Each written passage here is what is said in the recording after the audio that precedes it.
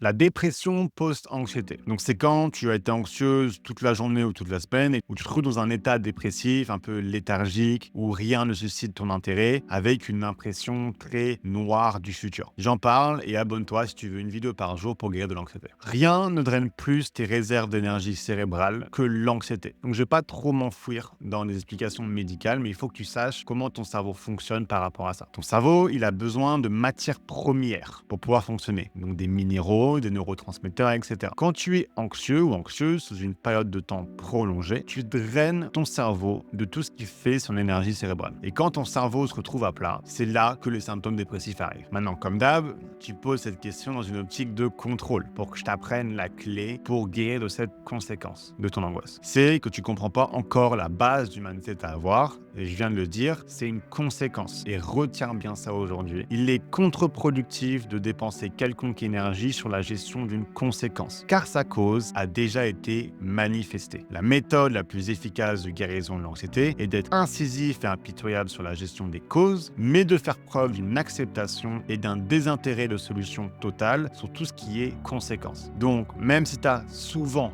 des moments dépressifs, mais ce que tu fais, en fait, c'est que tu essaies de résoudre ces moments dépressifs, plutôt que simplement les accepter et les laisser passer. Et c'est le fait de faire ça qui les aggrave, les perpétue et les prolonge. Je veux vraiment que tu ajoutes un outil à la guérison de ton anxiété, l'autopsie post-anxiété. Donc, c'est un truc que tu vas faire quand le symptôme est déjà là et que tu peux rien y faire. Donc, l'exemple de dépression post-anxiété, il est parfait. Et donc, tu acceptes la présence de la conséquence et tu te focuses sur la cause. Et donc, tu vas commencer à partir à la recherche des CCR que tu aurais employés avant d'avoir ce symptôme de dépression post-anxiété pour faire monter ton angoisse et en arriver là où tu es. Comme ça, tu acceptes d'un côté la conséquence, donc tu l'aggraves plus, et tu te concentres sur la cause. Donc, tu peux guérir plus rapidement. Et c'est comme ça, en fait, que tu rentres dans une bonne dynamique.